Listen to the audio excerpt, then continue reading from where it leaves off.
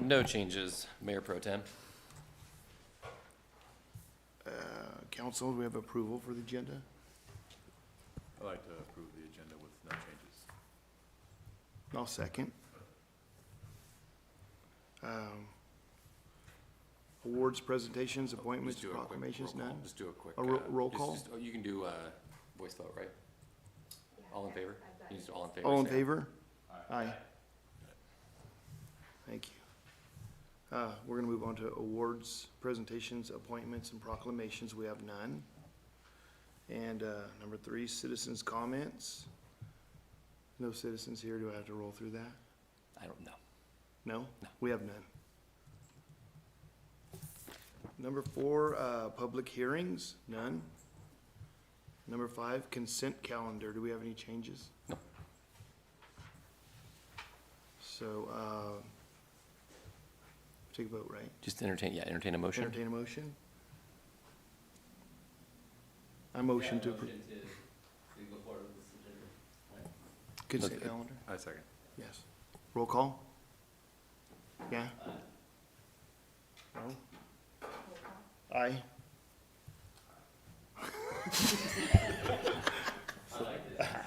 Hey, man, getting her done. Number 6, ordinance presentation, discussion, and potential action item. We have 1, budget discussion, 26-27. Thank you.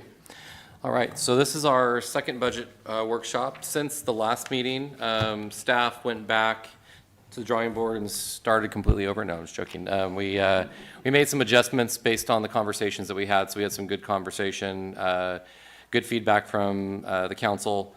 And so we went and made some changes. So you'll see, like in the project list, we've incorporated, I've been able to actually incorporate all the requests. In one way, one fashion or another, all of the requests that the council kind of brought up at the last meeting, we've been able to incorporate, whether it be through operations or through one-time projects, or whether it's just like a policy or something that we're going to continue, we'll start working on in the next fiscal year. So we'll be working on those. So, but we have incorporated those. If you don't see something, or if I can definitely clarify or find out, let you know where that got placed if it's not shown up on as a one-time project.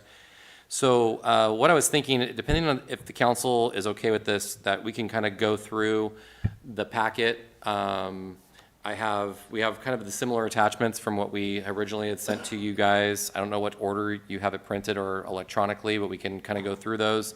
Or I can just highlight some items. Unless you guys have specific questions that you guys want to ask, I can go through the kind of the budget document and highlight kind of the main topics. And then I can entertain questions afterwards, or if that's okay with you guys. I like the second option, going through it. Okay. Yeah, so I've got kind of a layout. We'll talk about revenues, expenses. We'll discuss kind of the net budget summary, the fund balance, and then we'll talk about personnel. And then we'll finish out with the budget summary with the projects breakdown. And then we'll talk about the projects list. So that'll kind of cover everything. And then I'll just highlight things as we go through it, the things that I feel like are important. Try to assume some questions you may have based on what you see. But to start out, which is the proposed revenue budget, really the ones that I highlight is the general fund. The general fund's proposed revenue is $14.297 million this year. It's a little bit lower than last year, and the reason for that is that some of the we're not transferring in a lot of other revenue into the general fund this year. Revenue is actually up significantly, but as you recall, last year we transferred in money from the reserve, we transferred money from IGT, so that revenue at 14.3 is relatively high compared to prior years, but prior years we've always seen some type of transfer in from other funds. This year we don't, but the big revenue increase this year is the ambulance receipts going from $2 million to $4 million. So just for these guys, last year those transfers were for? One-time projects, yes, they were for one-time projects only, so we weren't transferring in any revenue for operating expenses, it was for one-time projects. So, and when we always look at the budget, and when we started the budget last year, we did it based on a zero-based budget. So we basically started from scratch and not looking at, we looked at historicals, but we wanted the departments to look at the budget based on what their anticipated expenses were. So really allowed them to do a deep dive in terms of what their expenses are, what they should anticipate spending, rather than you guys spent, you know, $2,000 on this one line item last year, you know, don't increase it, but is this what it's gonna be? Well, a lot of times, and the department heads will attest, is that a lot of times those numbers shrunk because they didn't use that 2,000. They never needed that 2,000. So we really want to see what a true look at the budget is. And it's gonna take, it's gonna take a few years to get there, to really understand it. But I think we're really gonna start seeing it as we close out this current fiscal year as to where we end up. So those one-time expenses are now being included, but they weren't included last year, right? Yeah, so we have a new set of one-time projects this year. Yeah. Yeah. So some other highlighted revenues, we have our street funds, so Measure C, which we have 3 different pots of money. Measure C, and I bring this up because we know that this is gonna be on the ballot this year as well, so it's revenue that we rely on for streets and roads, but we also rely heavily on it for grant matching. This is the fund, these are the funds that we use primarily for matching grants. And it's a typical federal grant that we apply for where we're doing resurfacing or whether we're doing other types of sidewalk improvements, safety improvements. We're basically paying 11% on that money. So if it's $1 million project, you know, we're over $100,000 that we'll need for that project as a local contribution. So with Measure C street maintenance, we get about $305,000 a year. The ADA compliance component gets about $9,000. And then the Measure C flexible funds gets about $326,000. So we're looking at about, you know, $630,000, $640,000 a year on average that we receive that could potentially go away. And so we don't currently have any like personnel costs associated with that, but it will significantly hinder our ability to be able to apply for grants. And so it's critical that we find that we get that revenue. You just do the match portion of it? Yes, just the match part, yeah. And then we'll occasionally, and then we do a lot of our slurry and Cape Seal. So I think that project actually kicked off, that was supposed to be this week, right? Yeah. So we're gonna be kicking off our slurry and chip seal project, which we do usually one a year. This year, we were behind the last few years, so we're actually doing 2. So we should see another project going here soon. And that's typically what we use a lot of Measure C money for too, because there's not really grants available for that type of surface treatment. Some of the other ones to highlight, and I highlight these this year because we should see some revenue, is all of our impact fee funds. We typically don't see much in terms of our impact fee funds, but this year we should because we do have the 46 homes that are being built off of Merced. That should be pulling permits probably by early July, I imagine, because they want to start construction this summer. They're already doing dirt work and underground, but we're anticipating pulling building permits here shortly so we can get things moving on that. So we anticipate between all those funds, we have, you know, public building facilities, law enforcement impact, fire protection, storm drainage, streets, and parks.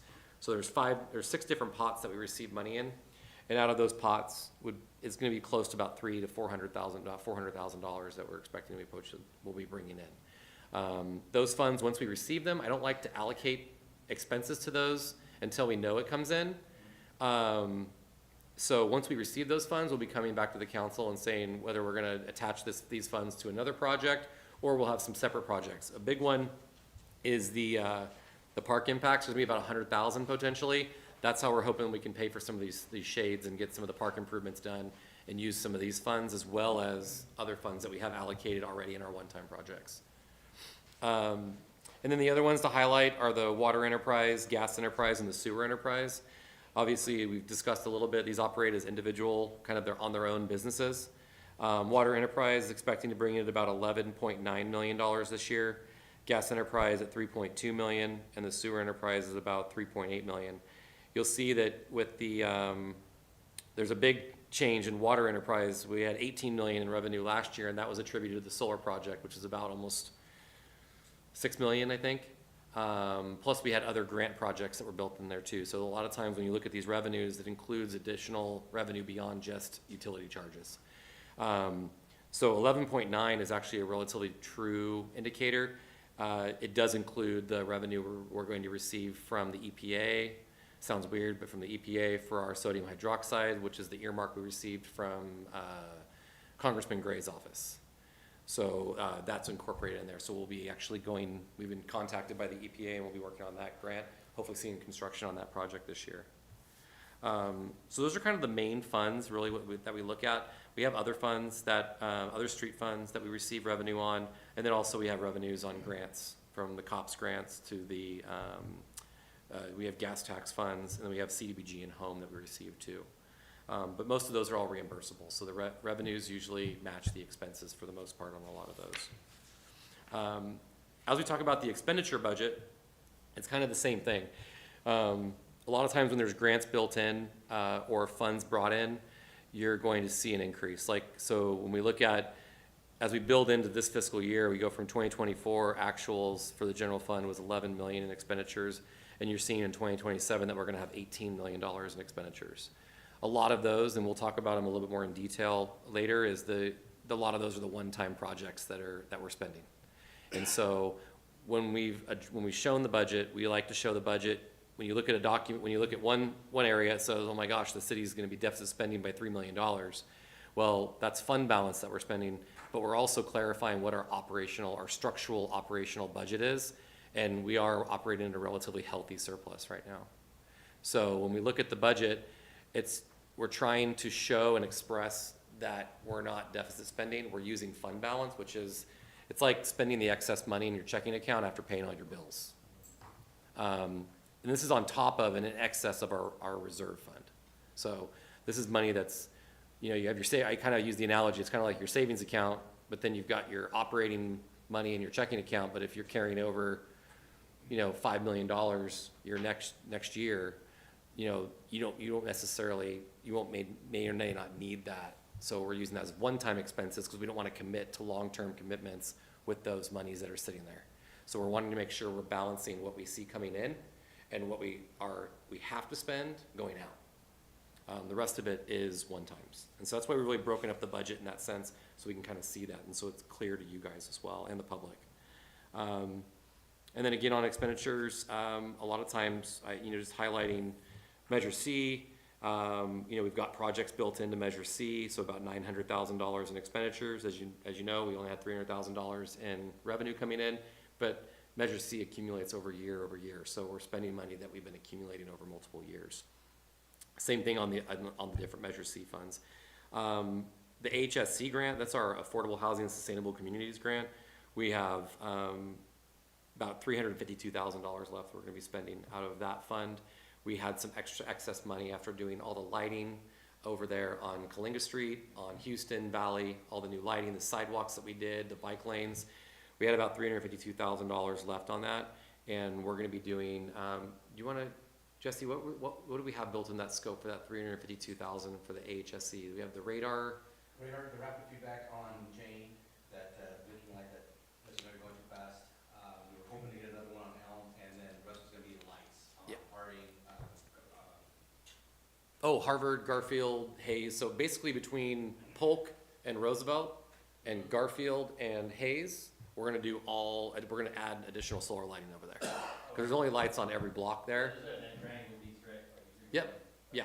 So if you kind of see it from the sky, it's like a square.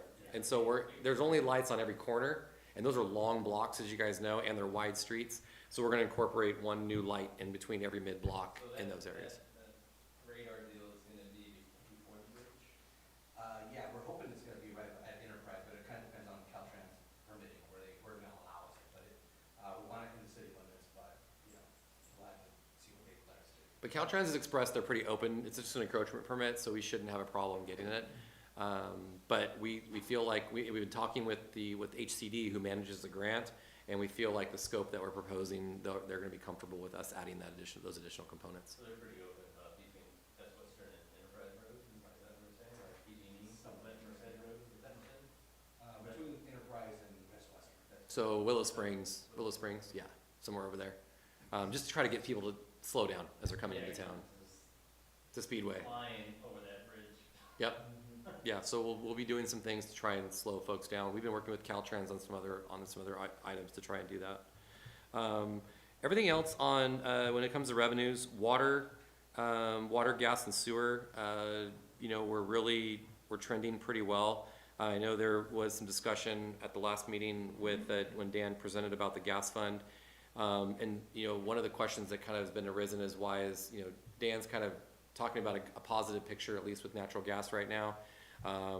We just actually purchased gas today at a sub, $5, I think $4.27, I think is what we got it at, so good price. So we bought the first load. But when you see the difference between when we budget and what Dan kind of prepares, is that when we budget, we're budgeting for everything. Dan looks at audited financials, so he looks at the actuals. And so we don't want to raise rates on our customers based on what we're seeing trending. But when we budget, we always know it's a spending plan, right? So it's something that we need to account for, but we don't always, as we know, with the hefty fund balance we have right now, we don't always spend all that money. Well, I mean, given the fact that we can purchase 8% of that up until November and account for the 20% remainder for the rest of the month until March, right? Yeah. That's really wise choice that it's going for $4. Yeah. So we've got quite a bit of the winter load. It's worth an investment. I mean, I hate my bet on any kind of market for that. Yeah, but if you wait and you hope it drops, the actual, I always screw my terms up when I'm trying to say this, but the worst case can be worse, but the best case is a very small margin. It can go maybe to $4 or maybe $3.75, but it can go from $4.27 to $11. Yeah, the upswings might average. So, and we can't afford that. So it's making those determinations that we don't want to hedge our bets too far, but we monitor it closely, and NRG's been great to work with, so. I mean, I guess with that, because we're talking about spending money now, I mean, like, what is the appetite for taking on more of that spend into that gas? Well, you only buy so far in advance. I mean, you only buy just ahead to the winter, because you have the futures, but we buy based on the purchasing policy. And that's, we have a policy for that? Yes. What was it, I think the one I asked, wasn't it? In the past, weren't we at 100%? Wasn't there the ability to buy 100% and then it was backed down I to don't know. 80%?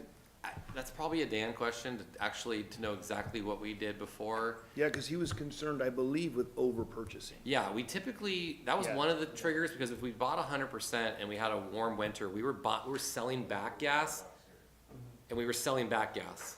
Yeah. And you get pennies on the dollar when you sell it back. When you sell back, it's a lot less. Yes, significantly less. So that's why we've been doing 80%, and then we do like kind of day gas. So we kind of top the tank off each, as we go. So if it's a cold winter, we got more to buy. But if it's a warm winter, then you change it. I mean, it just adjusts based on weather, obviously.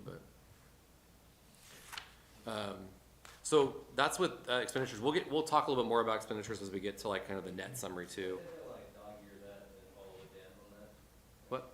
I definitely want to dog-ear that. Yeah, and we're gonna be coming back later this summer to talk about the gas too. So he didn't talk too much about rates, but we're gonna talk more about the fund as we get further along in the summer. So, one of the other items that was included was kind of that, pie chart. And just to kind of show, where expenditures are. Now, this is what the general fund expenditure is for this year. It's not a full representation, because it is a full representation, but it includes one-time projects. So as you can see, municipal grounds and maintenance is over 13%, but that includes the splash pad and the food court. So you're seeing it, that's why municipal grounds and maintenance is at $2.3 million. And then obviously you have police and fire that account for, over 50% of the full, and then community development has projects built into it as well. So you see those pies, the orange and the darker green seem a little bit larger than normal. That's not typical, but a lot of that's the one-time projects that we have built into it. Is that chart acceptable for you, Amy? I was just looking at, Fresno's, and Mayor Dyer put his up, and I was just really, Was this better than Mayor Dyer's? Just kidding. well. He's like, no, I don't want to say that. I think that just illustrates where, a smaller town is a bigger city is at, and their investments in the community and, where all the funds is going. But I think it's really important that the public sees this in general. Yeah. This is easy to follow. This is like pop-ups and colors and everything. But I think you like it too, though, Sean. Yeah, no, and Jesse and I were just talking today about we're still working on developing, a progress, kind of a bar chart of some sort that we're gonna, highlight projects as we get these projects approved. We'll have updates for the council on a monthly basis with the visuals, with colors, and so we'll have a good indication. It'll be something we can put on the website and show the public, progress we're making on all these initiatives too. Yeah, I think that's fantastic, and I think that it's only aids for accountability, transparency, and, the citizens, I think, it's really attractive. Yeah. So the next one is the proposed budget, a summary, which is the net. This is where it takes explaining and, and really making sure that we're conveying a message to the public and see where they see we're spending. Because when we look at the general fund, we have $14.296 million coming in as revenue. Is that right? Yeah. And 18 million in expenses. So it looks like, oh my gosh, the city's in a $3.8 million deficit. But that's not true, because there is another form on here that shows that we've got a 1.5. I don't know. Robert, do you know if the other one's working? Do you know if that one's working? Okay. And so when we start looking at this is, we wanted to kind of illustrate, where we see these, where the negatives come in. And it's actually, for having as many one-time projects as we have, there's not many funds that even operate in the negative with the one-time projects. But then we have there's another example on here that talks about and actually breaks down the projects, what our operating budget is, and what the operating surplus is. And it's definitely a different picture than what this shows. But this is what it looks like for the year. But what it means is we're using fund balance to fund those one-time projects. Go back to what you just said, sorry, I missed it. Sure. Numbers. Say that again, about. So the way that this particular summary illustrates a negative, right? Yeah. But it's all one-time projects. So you're using that excess fund balance to cover that $3.8 million. And so in the other example we have, it breaks up what the one-time projects are, the existing and new, and it also identifies the operating budget, which is where we talked about the structural budget, and then what the actual operating surplus or deficit is. You have that? And I have that to show you guys too, yeah. Okay. But this is one that we always like to show because it's basically just showing the raw number of revenue to expense in each fund. And you see that in both the sewer fund, the gas fund, water enterprise is at 1,000. Obviously in the streets funds, you always see negatives because we're always usually spending more than the revenue that comes in that year because we've always got projects going on. And then same thing on the general fund with the projects. Oh, yeah. You wanna look at it though? You wanna look at it? Oh, he's on, I think he might have, yeah, I know, he's got the other attachments. So the next one, is the proposed fund balance. So this one just kind of identifies, the starting fund balance and the ending. And the highlighted area is what the fund balance is as of May 11th. However, we have a projected fund balance, and that's what we're basing it on, the budget on, is based on the fiscal year end, and that was based on mid-year projections. So that's where we're at. So as you can see, just to kind of highlight a few, general fund is expected to project a starting fund balance of 8.6 million. And with the revenues that we'll receive, the expenditures, including all the projects, the projected fund balance will be at $4.7 million. So, and Mai, what is our reserve fund right now at? Oh, it's right there, duh, okay. So with the proposed budget that's being presented tonight, between the reserve and our estimated ending fund balance at the end of the next fiscal year, we'll have over $7.7 million available in the fund balance between reserve and the general fund. So, to me, that's healthy, that's good. That's expenditure of that $18 million, right? That's expending the 18 million. We're gonna leave 4.7 in the general fund, in fund balance. But then as you can see right above that number is the $3 million. That's the reserve fund. So that's another 3 million in reserve.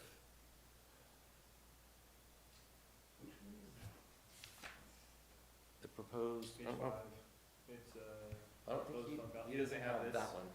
They have the one with the attachments. I don't know which attachment that is. and I can't see the whole names of it. I know, there's a lot of attachments, Roger. Actually, we printed some out, didn't we? They're, Oh, they're here, right use there. this. Let's make this easy for you.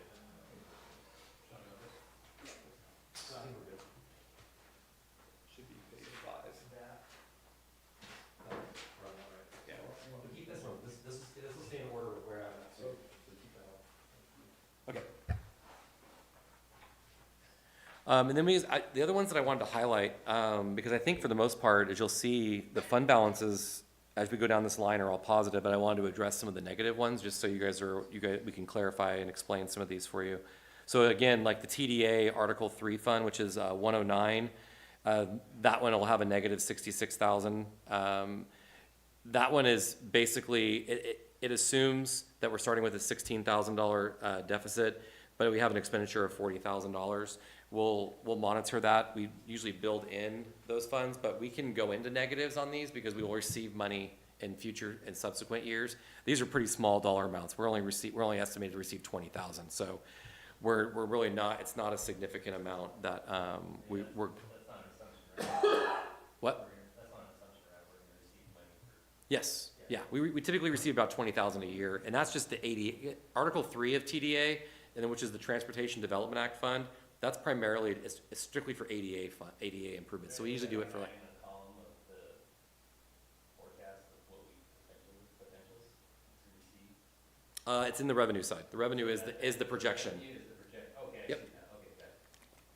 And then Measure C, ADA So compliance, go ahead. That's assuming though, right, the revenue?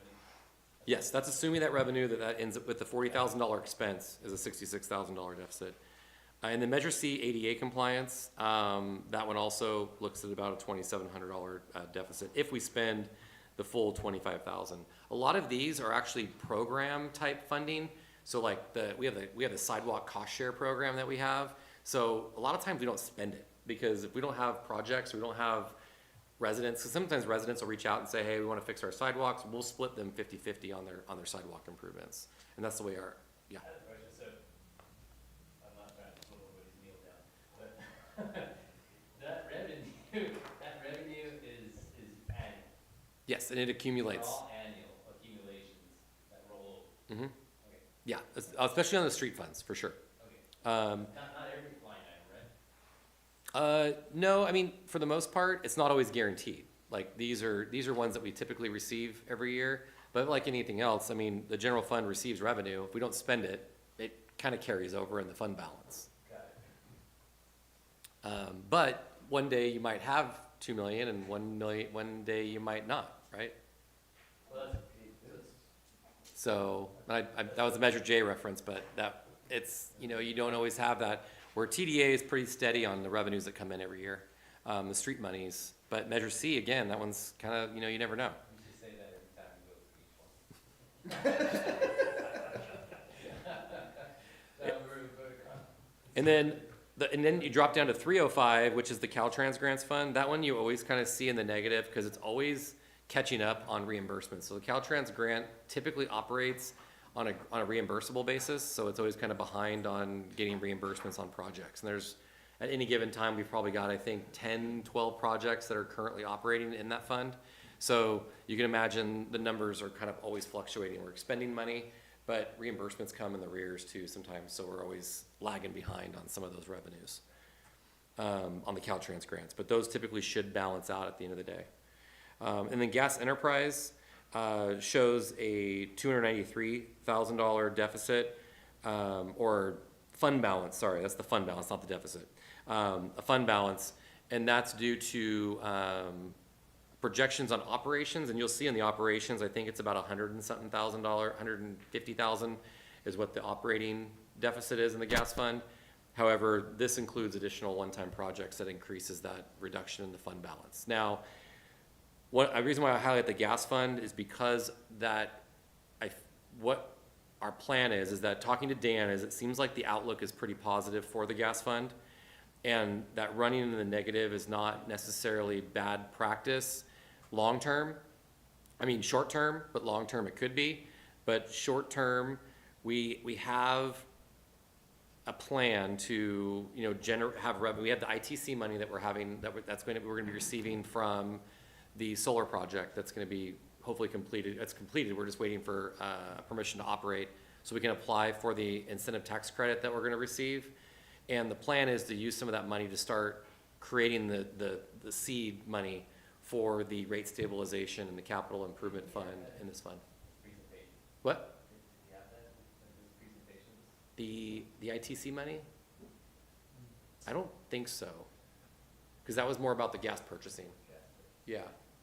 But our plan is to, because of the outlook, the positive outlook that Dan's seen from the rate side, we're gonna continue to monitor this throughout the year and we're not gonna allow it to balloon, especially now that we made purchasing gas. I think it's even more positive for us because we're not buying $6 gas. That we're gonna continue to monitor this, but we feel that the ITC money will help with creating these additional funds and building up these funds so we can actually we can get these out of the negative. This kind of seems like a best guess a lot of the times, because when we voted to do 10% or a 5 and a 5, that was supposed to come out near zero. You know, and that's quite a bit at 300,000 miss. And he said that. Well, this includes the one-time project, so the actual, I can look real quick. Yeah. It's $182,000 is the difference. Oh, But this is from a that was budget, 150 for the anodes? so it's, Okay. yeah, and again, this is the budget compared to how Dan does rate cases, right? So it's a little bit different because he does it on actuals. A lot of times, you know, and we'll have to look, and maybe what we'll do is we'll be monitoring the gas fund a lot closer this year, is that we'll look at when we get to the end of the year, where we kind of land. Because a lot of times we'll say, oh yeah, we're gonna end it with $100 and some odd $1,000. We may actually have a surplus. We may actually end at zero at the end of the day, right? You don't have every position filled for maintenance workers, right? Maybe you have 2 vacancies. You got other things that you don't end up spending, things come in cheaper. You may not end up spending the entirety of those funds. And then the last one is the sanitation enterprise fund. It's projected to have a $127,000 deficit. This is primarily due to the street sweeping operation. And so that's something that we're gonna be tackling this year and addressing to figure out a way that we can, because we haven't, well. Are those street sweeper costs broken? We're done. Just kidding. What? Are those street sweeper costs broken down? It's in the details, yeah. To see what, yeah, it's in there on the actual level of the department. You can see where those expenses are. The problem is we just don't generate enough in rates to support the operation. And we only have one driver, one vehicle, and all the actual street sweepers we purchased have been either with street funds or with grants. And then the most recent one we have is grants. And typically, like we do with any other enterprise funds, we don't use street funds to buy water infrastructure. The street sweeper was an eligible expense. I'd say that's an eligible expense. It's just that it should operate at its own fund. It should be able to pay for its own capital expenditures, and it can't. So we'll be analyzing that and looking at options for the council in terms of what might be a good opportunity to kind of address not only just the street sweeping operations, but the reliability of it. It's difficult when you have one driver and one street sweeper. So reliability, as we know, has been a challenge in the last couple of years, and so we want to really improve that too. So we're going to be looking at how we can improve reliability as well. So the next item is talking about personnel, and so on personnel we've got there's a few new positions that are being proposed. They're built into the personnel budget, which is a new maintenance worker. We have a new water operator position. We have the HR director position. And then we also have 3 firefighters built into the fire department. What you'll see in the details for the 3 firefighters, and if you have any questions, either myself or Greg can answer them. The 3 firefighters are to get to if we can be full staff, to a 7 minimum, 7 7 staff. 7 staff, 6 minimum, which means that if we have vacations or sick, we're not backfilling with overtime. So you'll see in the personnel details that we've reduced the overtime cost, and essentially adding the 3 positions is a wash based on the reduction of the overtime, because doing an analysis on the overtime usage, it's primarily due to having someone on vacation and sick at the same time and having to backfill at the 6 minimum they have currently. And so by not having that and setting policies on vacation requirements where only 1 person per shift can be on vacation at one time, that will reduce the propensity of having more than 2 people off at any given shift and only having to backfill maybe 1. So if someone's on vacation and someone's sick, you're backfilling only 1 position, not 2. So Greg did a pretty extensive analysis on their overtime usage, and they're pretty confident that they can reduce the overtime to the extent that we're fully staffed. That's the thing. And most likely, one thing to highlight in this is that we are gonna make an adjustment, that our plan is to actually implement this in January, because we need time to hire the firefighters. Because if we approve this budget next week, and we can't get somebody on board July 1st, and if we're gonna try to get savings out of it right away, we need to be able to build up to it. So what we're gonna do is we'll adjust the salaries and adjust the salaries for 6 months of 3 people, and then adjust the overtime up. So you'll see a little bit of a change in the final document, but we're gonna adjust it equally upward to address it in 6 months.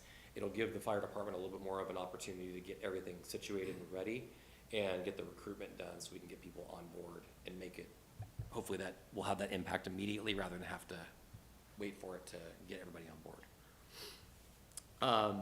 And then one of the other things that I know that probably sticks out when you look at the personnel is the police department budget. It looks like a substantial increase, and it looks and is. But to clarify on this is that the $587,000 increase is a budget to budget comparison, not a actual to budget, which means it's not an operational increase of 587. So when we did the budget last year, there are multiple factors that play into the increase. And so when we budgeted last year, there were multiple factors that weren't in the budget last year that we discovered as we were going through negotiations. We were discovering in the budget how things were allocated, how things were budgeted for personnel at PD. And so when we look at this 587, the increases that come with that have to do with the 5% increase that the PD received, the 5% step increases that employees receive through progression on salary increases, an additional 5%.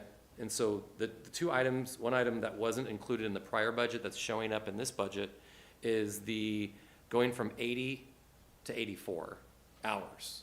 So as you guys recall, they're now on an 84-hour work schedule. That 4 additional hours we've always been paying for was never, when we did the budget last year, the salaries that are published are based on an 80-hour schedule. And so when you look at the salaries, those were the salaries that when Mai and I were preparing the personnel budget, those were the salaries that were put into the budget last year. But when you put them on an 84-hour schedule, it actually increases their salary by 5%, because those extra 4 hours per pay period equates to about 5%.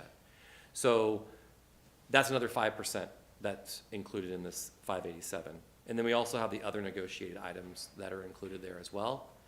And also, when you look in the details, the overtime wasn't calculated and accurately. And I don't say we didn't do it accurately. It was unbeknownst to us how overtime was being calculated when they were doing payroll. So, and I think we talked about this a little bit, about how the overtime is calculated. Overtime, historically, with the 171 program they were on, the premium pay, which is the half of the 1.5, was in overtime, and the 1 was in the salaries regular.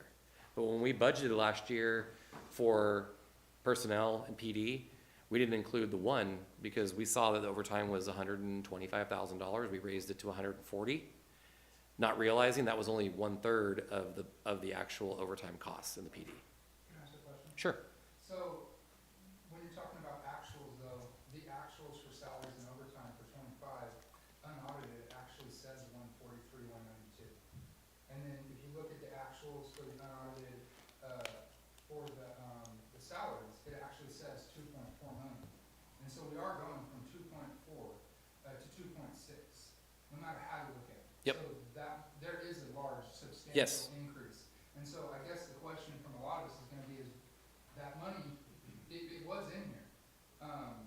Where is those increases? You're saying it's because of the 5% increase and then, of what we're. So the 200,000 you're talking about? Yeah, the Yeah, 279. that's the negotiated increases. It's about 180. Plus the 4 hours.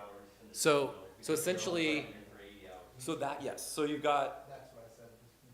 I'm just saying. yeah, When we talk about this stuff, that's why it's important that we have all these numbers because, you know, these increases can be large when we're talking about, especially when we're talking about overtime and then we're changing the overtime rules and then also, giving percentage increases.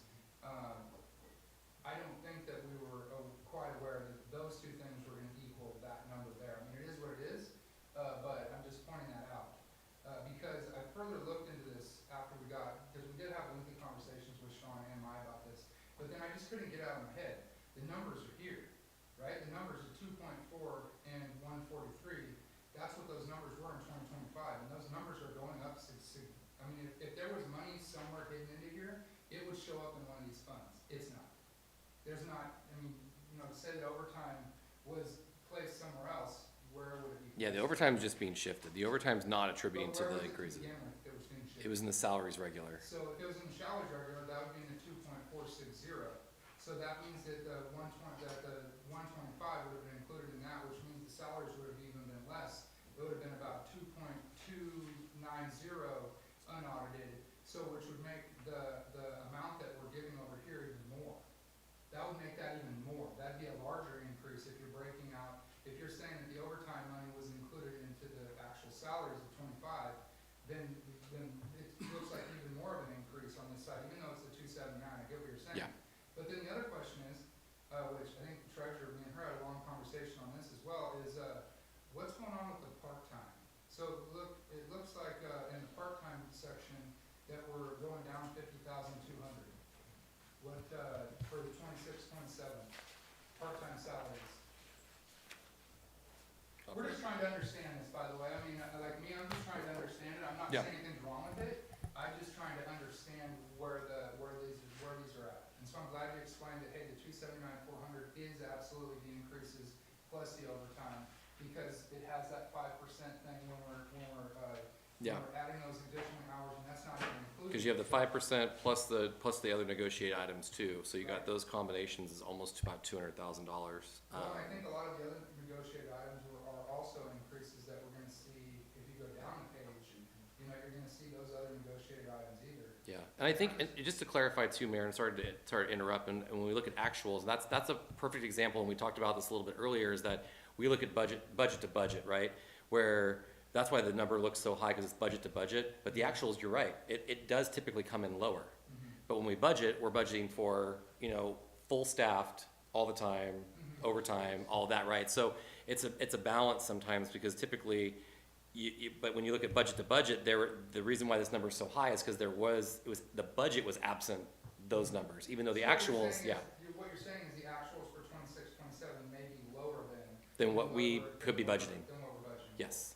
Okay. That's definitely a possibility, and that's the big comparison is the budget always made, and that's I always go back to, that's why we got such a large fund balance, because I think the budget was maybe even more overstated before on some assumptions, which led to us not spending all of that money, but then it just carried over and carried over and carried over. That's why starting with the zero-based budgeting, we can really try to get down to what is the closest number we can get to that makes sense.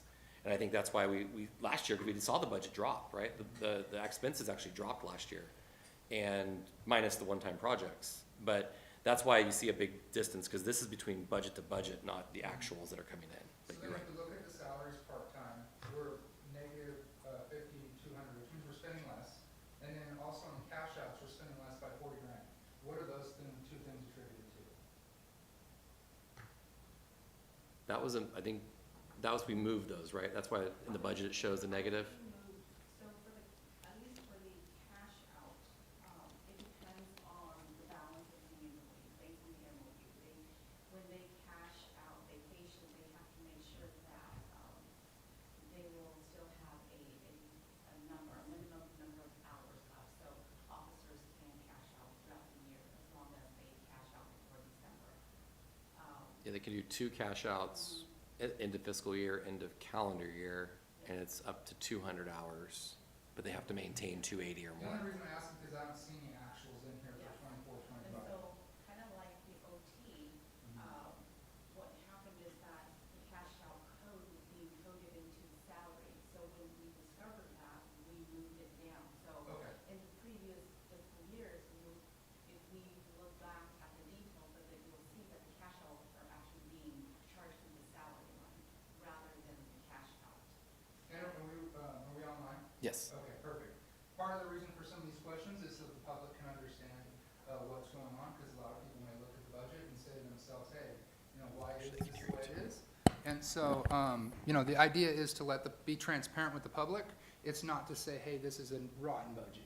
This is just us understanding it and us reviewing it to let the public understand. And then, let's see, I think that was the only questions I had on that. Okay. Mayor, may I add?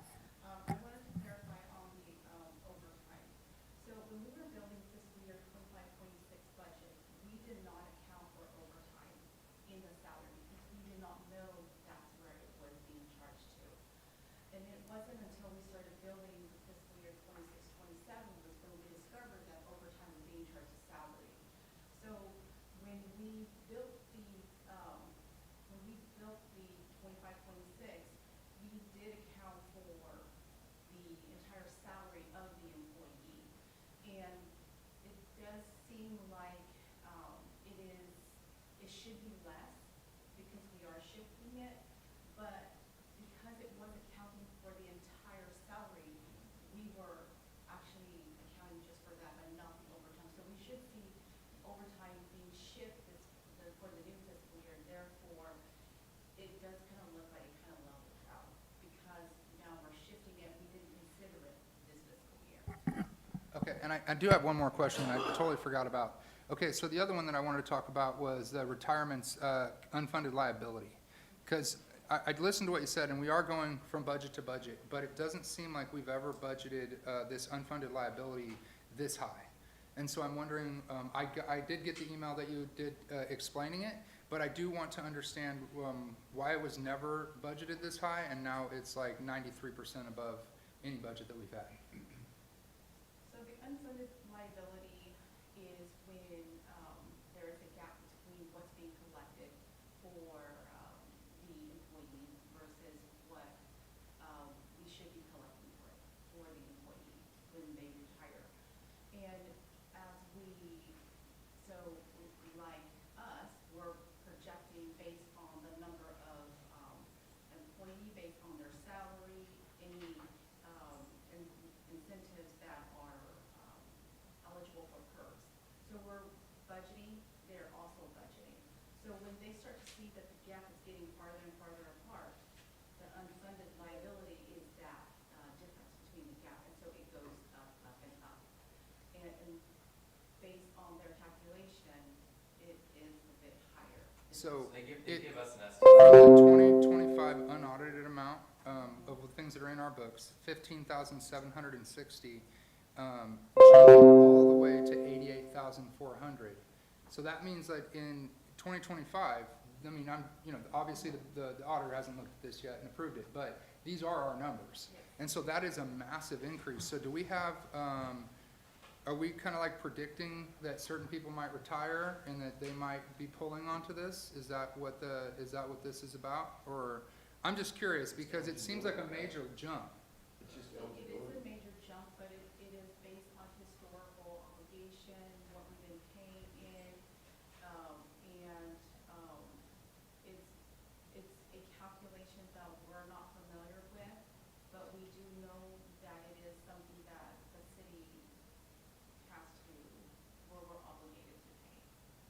And where do we get these numbers at? CalPERS. So in 2025, CalPERS gave us a number of 15,726. Yes. And then this year, they gave us a number of 88,400. Am I correct in that? I just want to make sure, that's all. And we can even inquire. I mean, I just want to know, that's all. I just want to know, like, so that we know moving forward what our unfunded liabilities are. I'm not saying that it's wrong, I'm just wanting to understand it. Yes, so for the police department, that is correct. So actually, the amount is a lot higher, but what we've done is we had to split it out based on the plan. So, like, for example, PD, they have their own plan, and their rates are completely different than just those that are considered classic. Classic is for anybody who's been in the, CalPERS, program, retirement, pension before, January of 2013. And then you have the PEPRA for anybody who started after that. So the plans are all different, the rates are all different, even fire has a different rate. So, based on that, that's what we got. Okay, for PD. all right. I appreciate it. Thank you so much. And Mayor, we'll look into it and maybe inquire with PERS, because I know, I was just asking the chief, I mean, fire went down, so it'd be interesting to see. So I think that's a good question that we'll inquire with to see why, because it's all based on PERS calculations. They give us the number, so, but we can definitely look at it and at least understand it. Well, another reason I bring this up is because I was just on a call with PERS on the committee that I sit on with League of California Cities, and I looked at their ESG numbers that they've been investing in, what rotten investments they've made with our retirement money. I'm dead serious, and it's like rotten investments. And now they plan on looking at it as a whole instead of breaking it out individually, which you could say is a good thing or a bad thing. That if they're looking at it as a whole, they might be able to invest more in ESG and people might not catch on to it. Or they may be able to take some of that money that they're investing in ESG and moving it to other funds that are profitable. So it just depends on which way you look at it. And ESG funds would be like your greenhouse type of stuff, you know, green technologies and things of that nature, just to give it a little bit of context. But that's Yeah. kind of why my question was about that, because of such a high jump. So Okay. I appreciate that No problem. information. And then just to highlight a couple other ones, I mean, obviously with, you see requests for the new positions, we've kind of we've pushed those separately so you can kind of see those additional increases there. And then everything else on like the enterprise funds, gas tax, a lot of times with the gas tax, you see a little bit of increase. That's not only, because we have employees, especially like maintenance workers, they're out of like 5 different funds. And I think you guys may be a little bit familiar with that, talking about the cost allocation study that recently was presented. You can kind of see where, you know, there's multiple employees that come out of multiple pots. But so you'll see increases in a lot of these different funds. Enterprise funds, relatively low increases overall. Water's got a little bit of an increase because of the new operator position. Other than that, most of the increases that you're gonna see are for medical, PERS, salary, you know, anybody that's eligible for merit increases of that nature. So most of those you're gonna see on the increases. So is there any other? No, just a quick Question? note. In the future, for the personnel budget, Mhm. if we can get the amount of positions that we have, and then the amount of positions that we're moving to, even if it's like, hey, we're moving someone from, you know, part-time to full-time, a 1.5 or a 1, -1, that'd just be helpful for us to understand the numbers, that. And I apologize, we did prepare that, so we have a list of all the positions, and it'll be in the final document that you guys receive, so you'll be able to see all the positions. We just didn't have an opportunity to get it out to you soon enough, but it will give you the update on the new positions. All right, so as we move on, we can move on to the budget summary by project breakdowns. This is the one that I spoke about earlier, where it talks about the, basically where our beginning fund balance is, the revenue for the year, the operating budget, so you can see where the actual operation, it breaks out the operating budget. So get past that list, yeah. There you go. So we can go with 101. So essentially, you'll see that we've got revenue of 14 million, beginning fund balance of 8.6, operating budget is 12.7. So now when you look at this one, it takes out the projects. So you've got the existing projects, which are the projects that are carrying over from last year, or this current fiscal year, the new projects that are gonna be as part of the new fiscal year, and then it talks about what the ending fund balance is. and then you have what the operating budget surplus is. Which right now, based on this current budget, the operating surplus is a positive $1.5 million. However, one of the things that we talked about at the first budget workshop is that we go down to line number account fund 117, sorry, the IGT fund, and you can see there's a $450,000 deficit there. These are ultimately going to be, these kind of go hand in hand, because ultimately, if IGT doesn't have the funds to be able to support all of the EMS operations and part of the fire operations, the general fund will be the one to have to take on that burden. And so that basically takes that operating budget surplus down from 1.5 to about 1 or 1.1. Just a quick question, because I'm not sure, does most of that money come from the state, IGT? Yeah. Yeah, or is it federal, state broke So up? federal gives it, the state distributes it, but it's, federal, shares of Medicare and Medi-Cal reimbursements. Okay. And just one additional change, there have been a couple modifications since we emailed you guys the document, just to identify it. And in the general fund, it's actually a reduction of about $50,000 in revenue. We've since talked with our tax consultants on being prudent in terms of our assumptions on Ross. And so instead of, we originally had budgeted about $100,000 based on preliminary projections on tax revenue. And they've told us that we should be looking more at 50,000. So we want to make sure we are being prudent. We looked at we were trying to gauge where Ross falls in a small community, and we wanted to be a little bit more conservative in our assessment. So there was about a $50,000 reduction in revenue than what was presented to you guys there. So will that also push our surplus down to around 78,500 instead of 128,500? It should be about 1.54. Yeah, so the Oh, old. it's already reflected in here? Yeah. Okay, just making sure. Yeah. And so that's really the only major change. But as we go through, as we look at here, you can see now where all the projects kind of fall. So when you look at the kind of the middle columns where it says existing projects and new projects, you can see where all the big projects are. In the numbers from the previous, they say previous slides, the previous documents, there's a lot less parentheses than there was before, especially in our enterprise funds and in some of our other operating funds, because now we're incorporating the one-time projects, but we're pulling them out in terms of what the actual operating budget or surplus or deficit is. And so the ones that kind of we look at are obviously our street funds don't change much because we don't really worry about an operating budget, because there's not really an operating budget for the street funds. They're pretty much project related funds all the time in those funds. And then we also have just even with the one-time projects, we see that the gas has the 182 instead of that 293 because of the projects taken out. We go down to the 182. But then when you look at the sewer fund, it's got $159,000 surplus after you take out projects. And one that I did want to highlight was the water enterprise fund. And this is a starting discussion about the water fund, is that the water fund has about a $720,000 anticipated surplus, but we have about $1 million in water sales. And so one of the things that I wanted to at least start with the discussion is that when the city has, good water allocation, we have water to sell, and we can bring that revenue in. But when we look at, if you think about it just on the sheer numbers, if we didn't have water to sell, then, obviously we'd be looking at a parenthesis around that and a deficit in the water fund. But one of the things to consider is as we start going back to building this capital fund, building the rate stabilization funds, is to use the fund balances that we've looked at, where we've water enterprise is going to start with it's going to end with a $3 million fund balance.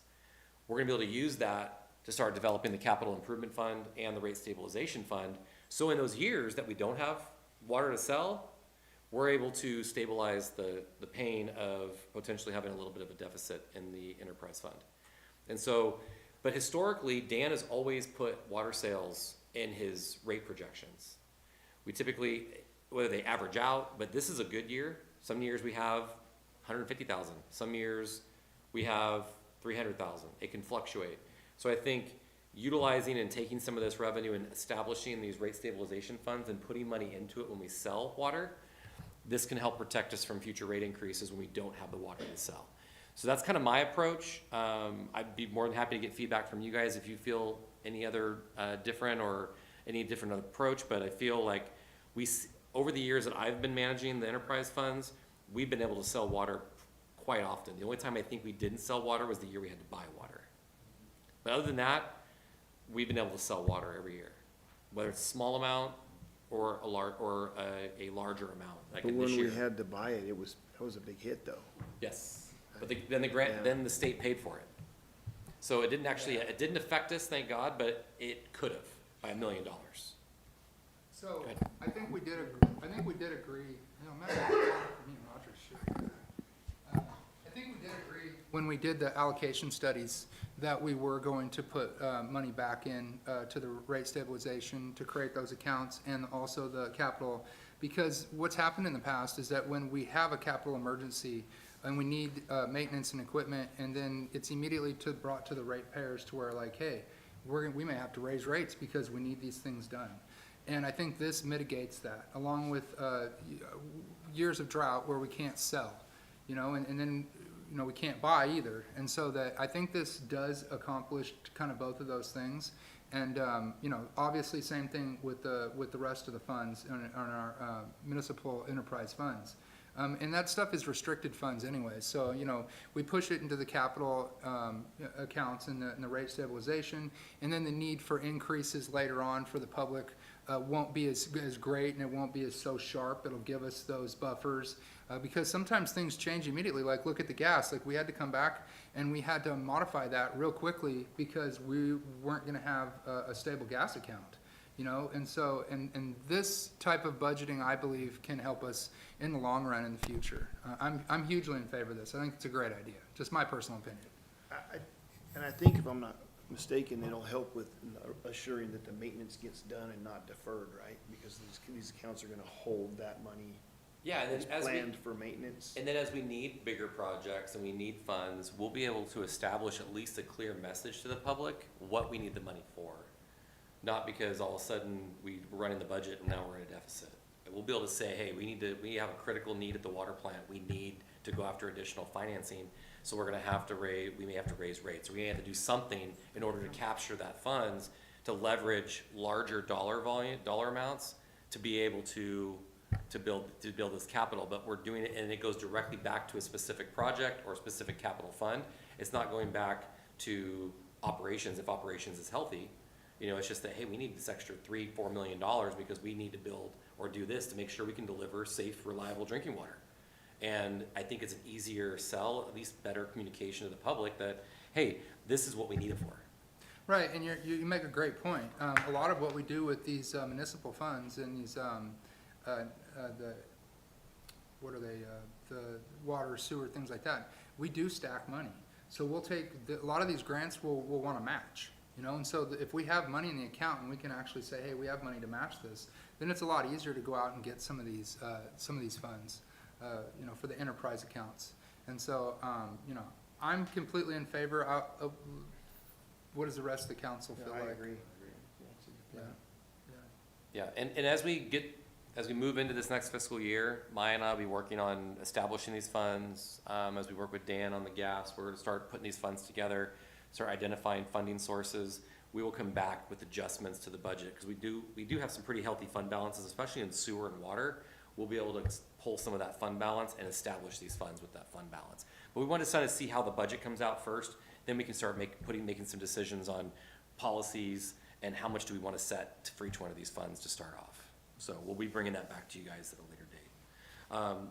So the next item, and I think it's the last item, is to kind of go through the projects. So we have a list of projects. There's a lot of list of projects, but they go from small things to large things just because everything that's one time that we don't have to do, that's what we wanted to identify. So when I told staff, identify one-time projects, identify operations.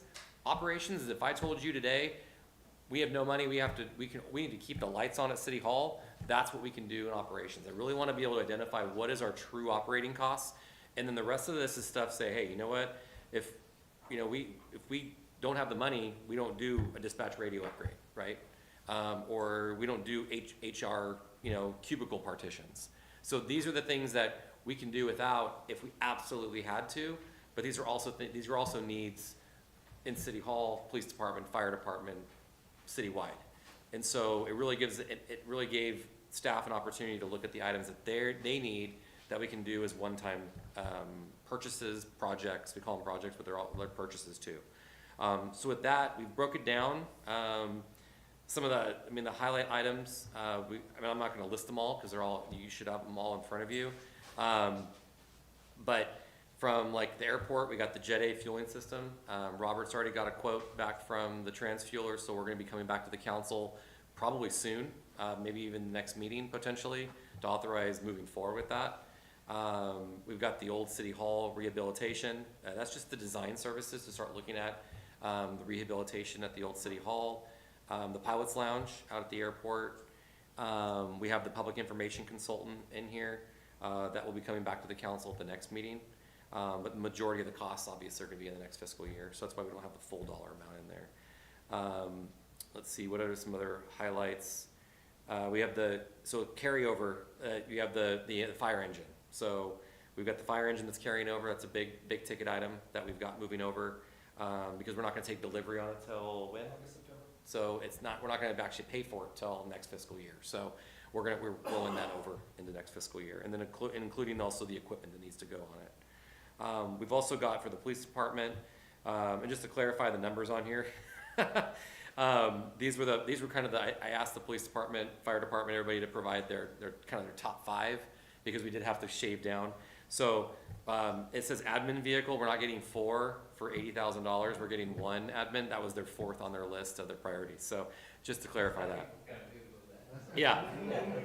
So, but admin vehicles, the cameras, the radar gun, we've got about $10,000 allocated for the police department 100 celebration. I may be coming back to you for more, depending on what they've got a lot of great ideas for this event, and I think it's a really good opportunity for us to celebrate the police department. So I think we've kind of cut back on the budget, but now when we look at the actual overall surplus in the budget, we may come back depending on what kind of plans the police department has for the event. And we've also got the canine vehicle, one of them, not 5 new chairs, but you know how many chairs you're purchasing? Okay, so I can't get you any more than that, but it said all of them, I think, on my details, but all the chairs, so not 5 chairs for $15,000, it's all the chairs in the police department. 1 patrol car, and the carryover project is the police department flooring, so we weren't able to get that all done. They also have the radio repeater and a receiver, and then 3 AC units at the police department. And then in the public works side, some of the ones to highlight, we got the outdoor food court. We budgeted $1.5 million for that project. The splash pad project of $1.4 million, because we're seeing most of the expenses, probably all the contractor payments are gonna be in this next fiscal year. And then we've also got the small park plot rehab, so we've got about $100,000 for that, for doing trying to work on some of these plots that we've got. That'll also incorporate some of the Iron Zoo, any kind of memorials that we've had planned that we need to incorporate, and really kind of cleaning up these weird, odd triangle shapes that we've done, like on Sunset, do something similar to that on Grant Street and some of the other locations as well. And then you'll see there's some items listed multiple times, and that's really where it's coming out of multiple accounts. So, like for instance, when we look at Public Works, when it comes to like water, sewer, gas, you've got like a jackhammer. Well, the jackhammer we typically pull out of multiple accounts because we don't use jackhammers just for the water fund. We use it for sewer, we use it for gas, we use it for streets. So we can pull from multiple pots. So if it's $12,000, we can pull them from 4. We can pull $3,000 from 4 pots. And then we've got a new vac truck. Our current vac truck is on its last leg. It still looks nice, but it doesn't suck. And so we've got it's just getting to a point, these get used a lot, this is equipment that gets used a lot, and, we use it for a lot of multi-faceted things, as we know, we used it when we had a very unique smell in one of our neighborhoods to try, and so, it's used in all kinds of different scenarios. And then we've also got some improvements at the water plant, looking at, pump repairs, which we try to look at every year. Sometimes we have to repair them, sometimes we have to replace them. And it's pretty crazy how expensive pumps, even just to repair pumps are. So we try to cycle those out every year. And then just random new computers, outfitting any type of vehicles. We have a ditch witch that we're going to, purchase. And I think, if there's anything that stands out, let me know. But a lot of these smaller, some are bigger. We've got some, we've got, VFDs out at the, wastewater treatment plant for upgrades out there. And then, just other outfitting for vehicles. And we have also some stuff for the, HR department for, bringing on new staff. And that'll be across departments too in terms of new staff. But with that, those are the projects. I feel that, we've incorporated all the projects that were mentioned at the last meeting, from the council in one way or another. So I feel like we'll be able to accomplish the items. I still have that list. There may be some that we built in, we could absorb into the operations. There's some that I put into one-time projects. So, with that, that's kind of my presentation. I know we've been talking and having questions throughout, so is there anything else to add? So, after listening to everything, I do have some questions, but I'd like to open it up to the rest of the council and the city treasurer as well. And maybe if we could just go down the line, if anyone has questions, we can take turns. So we could start with Mayor Pro Tem. I don't have any questions, actually. I think it looks really good. I see everything here that we asked for, and even though I'm half lost in this pile of paper, it looks good. I realize that the zeroing out is gonna cause some friction for a little bit as you build it back up and you expose the things that, may or may not have been showing up before, but I think, probably a couple of budgets and everything should be on the table. Yeah, once we start seeing actuals, I think we're gonna start getting a better indication of where consistent money's being spent. Councilman Lauder? I agree, I like transparency. Councilman Arroyo? Yeah, I would say that, some of these items get a little, seem like they're all over the place, and, I think that, looking at some of these figures and some of these buckets that you're describing, there's other more factors at play that are not on this report that you're verbally telling us. I'd like to see that on file, on paper, that we can tag these and understand them deeper. That way, we can always come back to them. And with this further budget that's coming up, now from my understanding, we're kind of fixing some mistakes here that are carrying over this budget. So we definitely need to tag these items, so when we get to the next budget, we have some sort of history to understand where things, because these questions, I can see myself asking the same thing twice. I think. And I think that, I'm sorry, I didn't mean to. No, go ahead. I think we spoke of this in a meeting, it might have been the three of us, about you guys adding a column with notes on, if there's anything going on there that's just not a pattern. So in your packet, we did add Yeah. as much as we can in your packet. Yeah, I got this. Oh, did you? Yeah, for this packet, I got it, right? I got this packet, and I got your electrical packet here. That doesn't have that on this. Oh, I think it was the one you just prepared, but I think it was too late to get all that out. That's why. Yeah. So what I'll do is I'll send you guys tonight the update. So Mai did actually update the detail sheet that's in there. So the one that you have has it, but I'll send you guys the electronic. I got it late, but because there were some changes we wanted to print out for here. But there are, the comments tab is on there. So it'll show you, so usually when we do the budget, every department will go line by line in their budget and put a number in, right? If they increase it, or if there's a significant decrease, a lot of times they'll include comments, because we're gonna have questions. Like, why are you asking for $40,000? There's no one-time projects. Why is the operations going up so high? And so we'll ask those questions, but they're now, they're required to put those comments in so we can see that. Yeah, especially, anything with brackets. Yeah, I'll email you guys that document. It's in there. Read like to me, and, I think we're verbally talking about it, but it could easily be lost in translation to those who are listening to us here, and just glad that you did that, and I'd like to see better record there. Now, on these items we're discussing, these going 84 to 80, and that's a $200,000 jump, that's when you look at it on paper, it's kind of like, whoa, wait a minute here, what did we just decide on? And so some of these items that were correct, okay, granted, it's after the fact, right? Never be an expert after the fact, but hey, we need to take very precautionary decision-making and take a step back here as we're starting to, agree with some of these raises and really, really go through with the fine tooth comb here. Because at the end of the day, this is gonna go on for the next couple of cycles. That can really affect the bottom line. And we really need to take that into consideration. More of a comment than that, and suggesting for anything else. Other than that, I really appreciate all the effort that you put on this and you, Sean. So, that's all I got to say. We spoke of another thing in that meeting, which is software that you were looking at. Is that on the budget? Is that in this budget? Okay, yeah. I think that's gonna be very helpful coming up. It will answer all the questions that you need.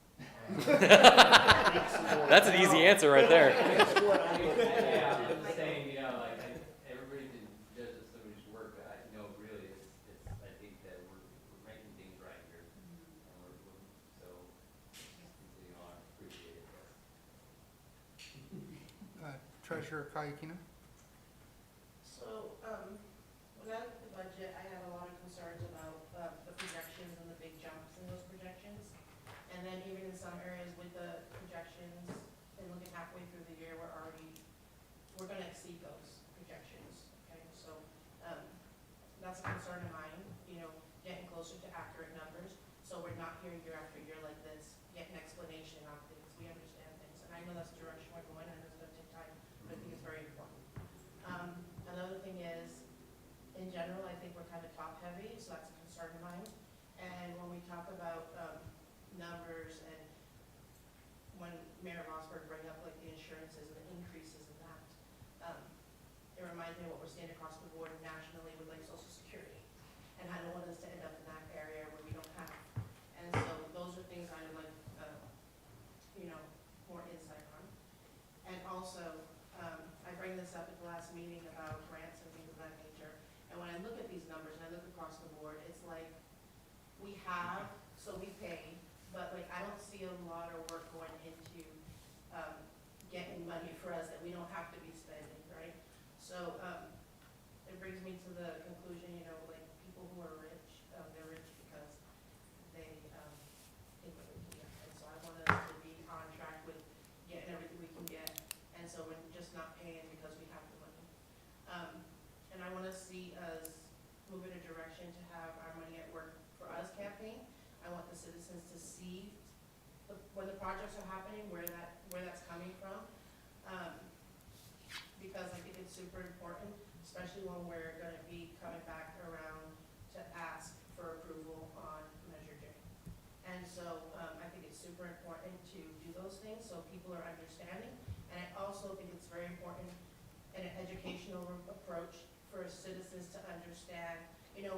Citizens, we hear a lot like, spend local, spend local. I don't think people understand that, and then they get to the point where they're like, well, you want me to spend local, but it ain't here, so I'm gonna go to Hanford. But I don't think they have a full understanding of what spending local means and how much of our money is going into Kings County, so we're asking for tax increases and things of that nature. So I think education is the key to that, and I think, we have to get that information out there for our citizens. Thank you. Can I add to that, like the spend local thing? I think that's a really good suggestion, because I don't think people really get that. Especially the Kings County, because that's for Yeah, our. we're pretty money in those Oh, people's yeah. pockets, and I need to put that on social media. And I think it's very important what I bring up at the last meeting too about the county, right? So So before Kalinga, I always say this because Kalinga was like the capital of the area. Everybody came to us, right? Avenel, Huron, even King City came to us. Kalinga, we had everything.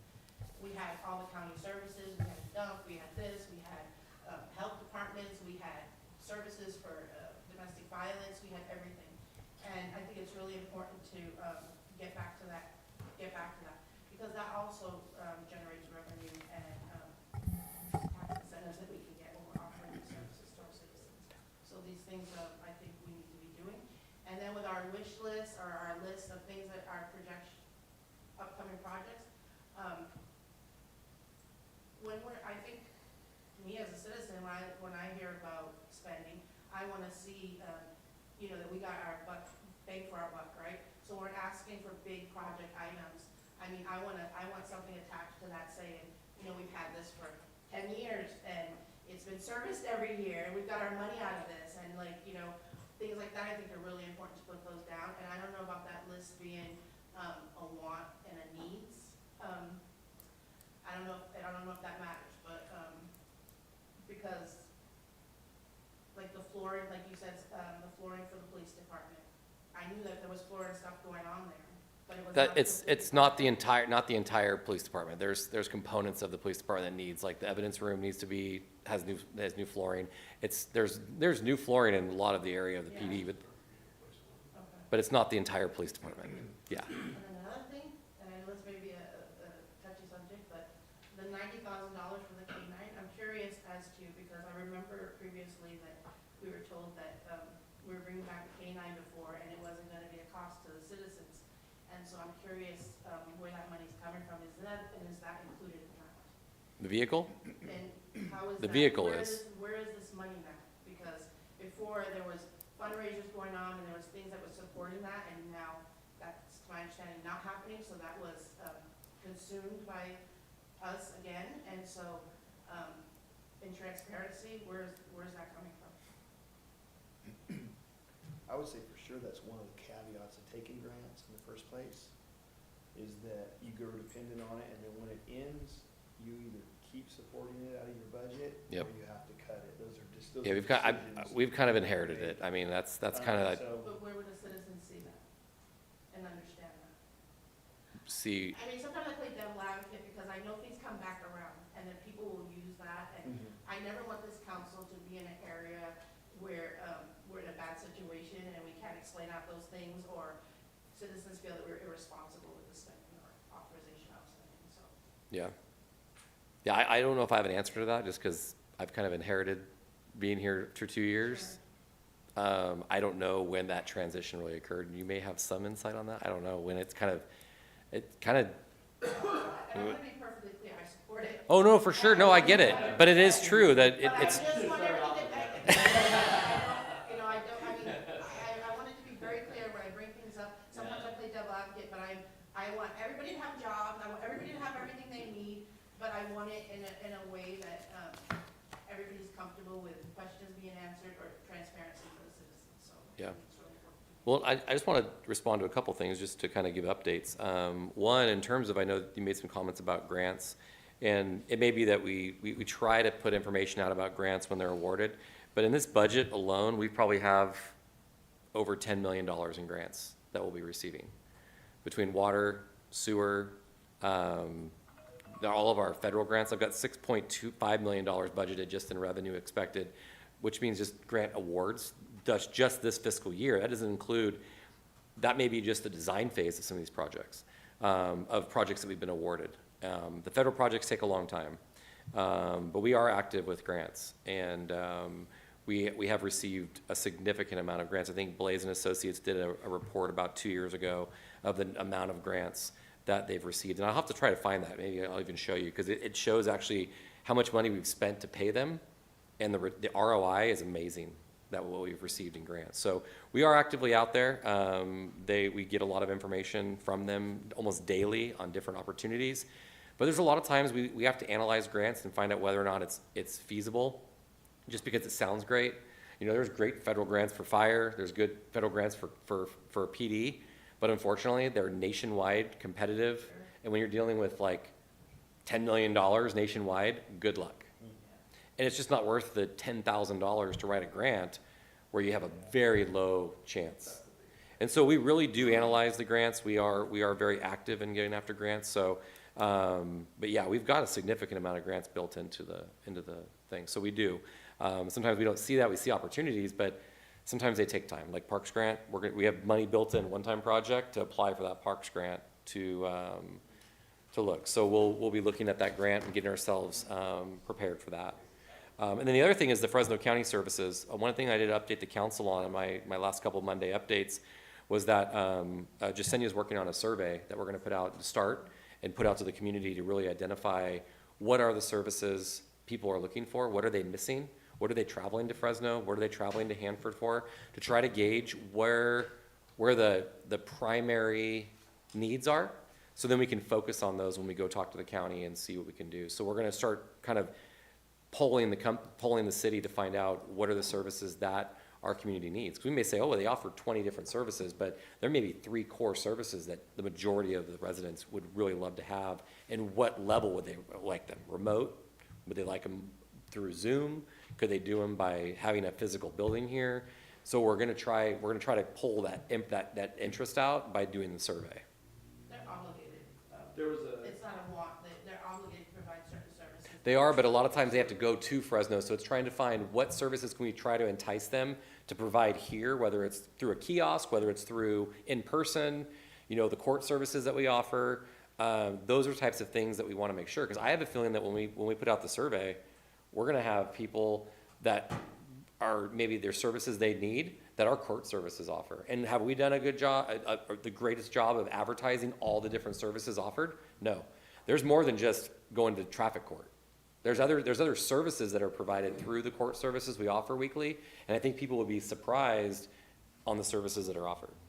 So What? another Sorry. thing, I like it. another thing I missed, sorry, I apologize. No, that's good information. You're right. I was gonna tell you, so like Turning Point used to be here for mental health, right? Right. And we had somebody come and ask about it, we didn't know they left, they just up and left. Well, we started making contacts, and they pulled out of Coalinga because they were forced to pull out of Coalinga because of funding. So they had to, their boss or whatever made them leave. And we Which found I- that does happen with a couple of them. But that's where we need to put pressure on the county. Right. They're Right. required to do that, and that's what she's saying. They're required. They don't have a choice on this unless we do nothing. They're required. I don't know if anyone looked at their property taxes this time around. Holy moly. Property taxes skyrocketed. Mine went up 30%. Prop 13 shouldn't have allowed them to go up more than 2. County asked Dictos about this, and he basically shoved him and said, no, I'm gonna do what I want. Let me tell you, they're gaining a lot more money, and what are they doing? They're pulling services from rural areas. That's why I supported who I supported for supervisor, not because it was the popular person, but because I knew that person was gonna be local and was gonna provide to rural areas. So now we have a new supervisor in our area. That's gonna be Margaret Mims likely. So we're gonna need to put pressure on her, have a good working relationship with her, welcome into her community, and explain to her about how these type of things affect us. Sorry to interrupt, but Treasurer is exactly right. Where they are allowed to pull out and without question, they will. And I've got no problem going to the news and saying, hey, you yanked our mental health from us. We have people walking around the street, have no clue who they even are. And they act like, hey, they're not a threat to themselves or to anybody until they are. Until they stab someone, until they do something bad. We have a girl that walks around town right now breaking into people's houses. Totally unacceptable. Completely wrong. This lady should not be, the CARE Act should come in, they should have her 5150'd, locked up. It's only a matter of time before she does something bad to someone or someone does something bad to her. And this is one of those things Turning Point should be addressing. And the idea that they just left, we have the homeless funding is minimal. They don't offer services here in Coalinga. The traffic stuff is one of the things they do offer, but as far as courts, we should try our best to get that stuff back. But they do offer services in Coalinga, they just don't come and do it, because we don't have any skin in the game out there in Fresno. They're like, oh, that's just Coalinga, they do things their way over there, who cares, they're taking care of themselves, like, they're not causing a ruckus. Where back in the day we did, right, we had some heavy players in Coalinga, Scrivener was one of them, we had some big money, so we had some skin in the game. We don't have that no more, we need to push for that. Yeah, I agree. So I mean, I understand. I appreciate you bringing that forward and saying, hey, they left. They just up and left. And not only that, How disrespectful for not even telling I know, us. Well, yeah, that's the thing too, is we didn't even know, and then we called, like, yeah, we lost our funding, and that was their answer to us. Do we still have a social worker at the PD? No, they pulled that one too? So now we have no mental health, advocates here in Kalinga? Oh my. No, but we do, but we, pulled out because she had done a different job, so we're still waiting for this person to come. but we do spend a lot of money on departmental resources through the police department, having to take all these calls from these people and do all this stuff. So, you know, it's our business and we need to get after it. Transform to Fresno, Exactly. every 5150. Exactly, and we're back here the same afternoon, and the citizens are burdened with it, and, you know, and we have to worry about liability reasons to our departments when, you know, things ain't being taken care of, so it's super important. Another thing I got off track a little bit about is through the budget, I'm sorry, I was jumping all over the place, but through the budget, we're spending tremendous costs on IT. And I wanna know when we're looking at these budgets, if we're looking at continuing to pay outside sources, or is it in our best interest financially to hire our own IT person, so that at our disposal constantly? It's something we're analyzing. I've had some conversations with some council about it as well, and I think, where I'm at now, it's a long transition to this position, and to try to look at all these. We have been working with AOS, I think since 2020, maybe even earlier than that. But we're gonna try and work on getting a breakdown. I know that we're trying to update the contract with them, it's gonna be, I think it'd be a challenge, but we're definitely looking to see if there's an opportunity to have someone. I can tell you from my past, having someone in-house didn't benefit us. It was nice having a body there, but it really, I think the expertise can overshadow sometimes the, having the body here. But not to say we can't find someone with that expertise, but there is DOJ requirements, there's other requirements that we have, with them. So we're looking at, you know, just basically the on-call. There's a lot of security protocols, there's a lot of security measures that have to be in place nowadays with all of the phishing and the breaches. And we've experienced it multiple times already, just even this year. And so, I don't claim to be an IT expert. I know the mayor has a lot of experience in that. But we have to, you know, we're definitely, we're looking at it, but I don't know if it's something we're gonna do overnight, but we would definitely need to look at it, because a lot of times it's like particular projects we're paying for. So we look at the overall bill, we're gonna go down and do a deep dive and find out, okay, what are we doing? What was part of a project, like we did, you know, the access control, or we did other types of, you know, computers. A lot of times we buy them through them. So yeah, AOS charges us $3,000, but you know, maybe 2 was a computer. So it's really trying to look at what would cost us the same if we had somebody in-house compared to the actual services being rendered. So we're gonna be analyzing that throughout the year and kind of seeing, but we don't know for sure yet if that's a viable option or not. And my last thing is this, I promise. Dress for success. So I have a question, and that's my motto as far as that's concerned. I know we rent out some of our resources here in our city building, and I don't believe they generate a large amount of revenue. And I'm not trying to kick anybody out, but I mean, I think this should be our city center. And I think services, like, if we're having court services, they should be offered through the courthouse.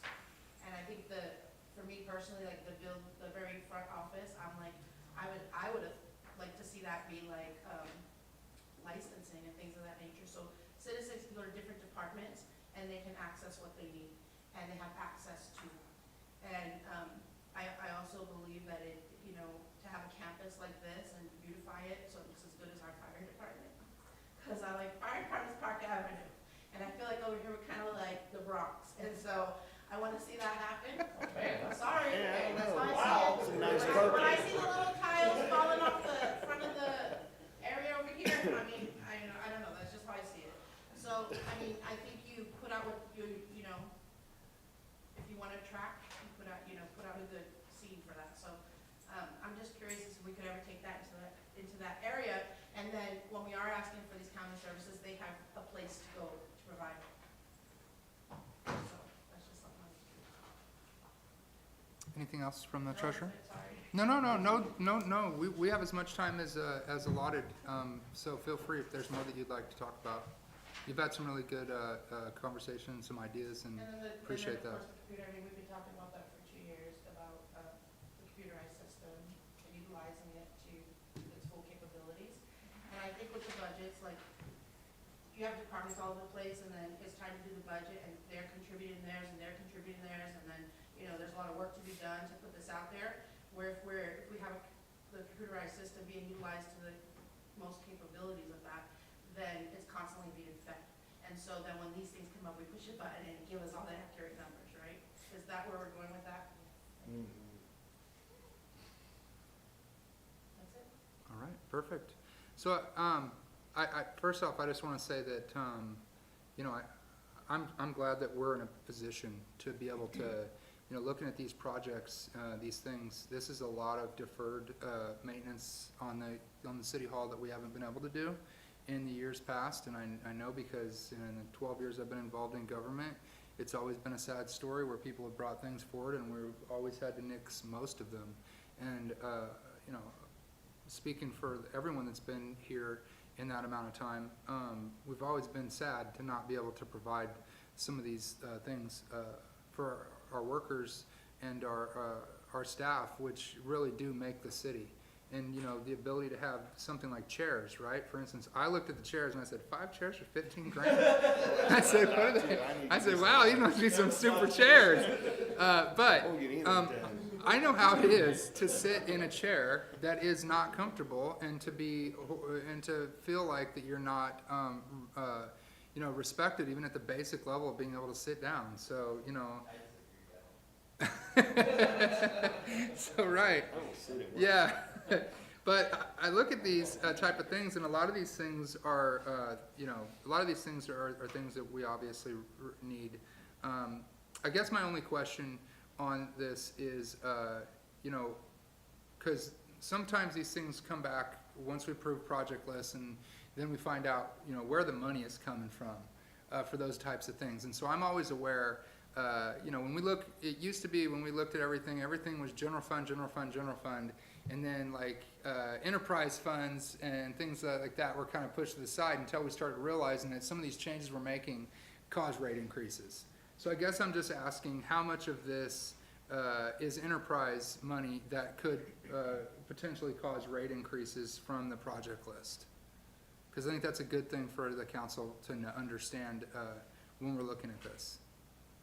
Well, you can see, so as you go on the one that, or the, I don't know which item it is, but it's the budget summary by project breakdown. You can see the enterprise funds, like water enterprise, there's, So this isn't the project, the project, proposed project, this is a different page? yeah, so it gives you at least a breakdown instead of having to look at, you can look on the project fund, you can look on the project, actually you can look it up here, it gives you the total. So like 503, if you look at the project list, let's see. So for sewer enterprise, you've got, which is 503, you've got, total, you've got $933,000 in one-time projects. And those are all these items. So when you look at the fund balance, the ending fund balance for the sewer enterprise is going to be $5.4 million at the end of the year. It's running at about $159,000 surplus. Okay. So when we start looking at that, as of right now, I mean, sewer is pretty standard. We don't look at it, but yeah, we're at about $159,000. So the one-time projects are not going to affect that because you're starting with 6.2. You go to 5.4, but when we start developing the rate stabilization and the capital improvement fund, that's going to be able to cover it. Same thing with the water. You've got, let's see, the water is 501. And which document are we looking at to see Between the this? projects list and this list right here. So, That one. budget summary by project breakdown, let me find this one, this is the one I need to find. Yeah. So with water, we've got $728,000 in projects with a fund balance of $3 million. So we'll actually that one's got a $729,000 surplus. So the fund balance is actually not going to.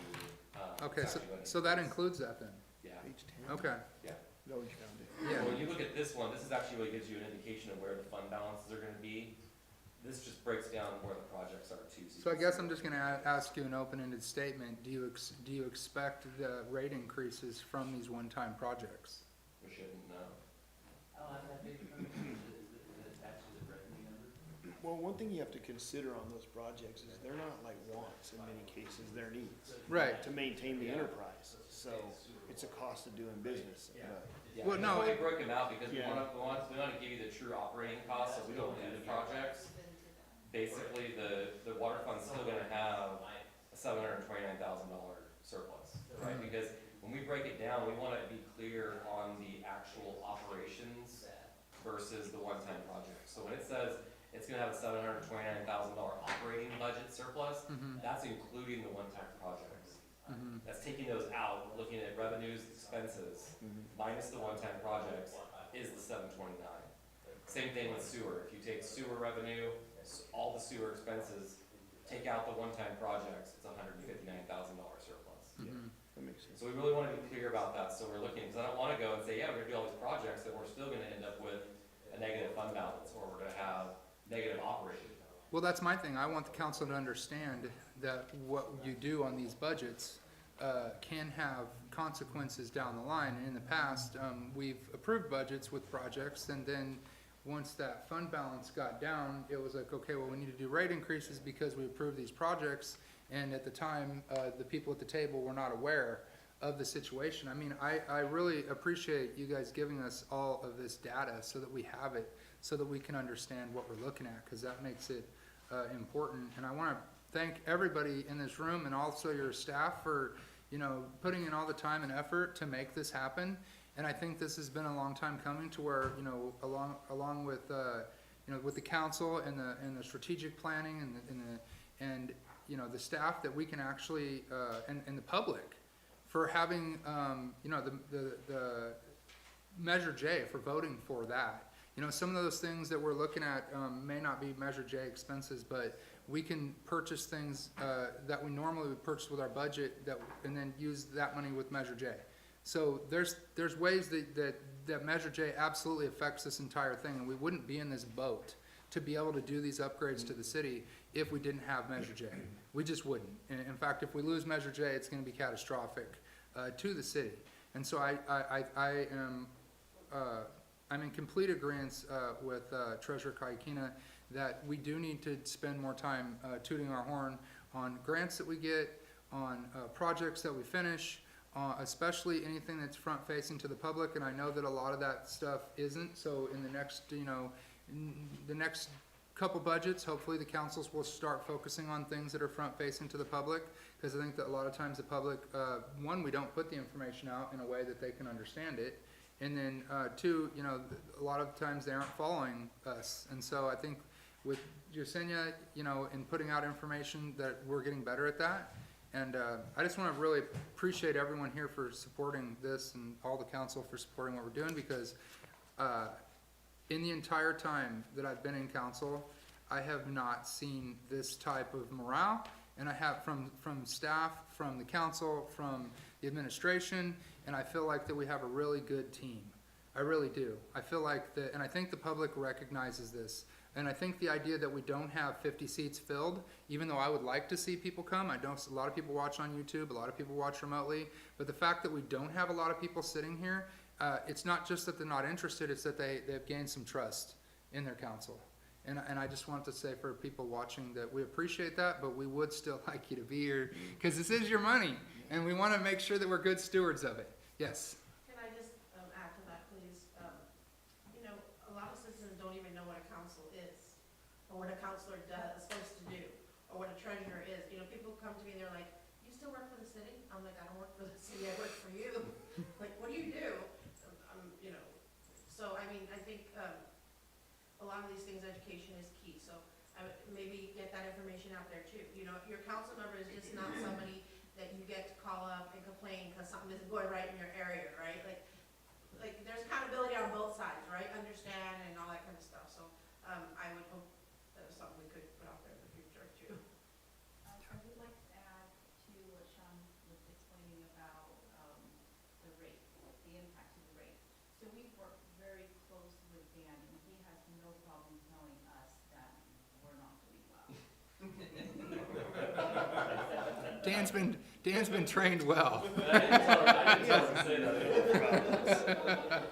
So what we do is we do provide him our numbers from our system, and then also throughout this budget process, he's been working with us hand in hand, telling us this is what he projects for revenue, this is the rates, because when we're working with our creditors, and we're working with agencies like Moody, which is the rate for municipalities like the city, he is working with us and making sure that we comply, making sure that, you know, we get the best rating alongside with our advisors from Wolf Hanson. And so we work very closely with him, and yes, he's not shy. You can tell. Excellent. Yeah, I believe it. Excellent. That's a good thing. On the proposed one-time expenses, could we kind of put up their restriction on the fund department, like account restriction, to kind of tag that in? Is that like when I look at some of these items that we got to do, like chairs or whatever, whatnot, I want to see it tie into the fund department, and then that be associated to the account restriction. That way when we look at that figure, we know exactly where that being looked. Yeah, please.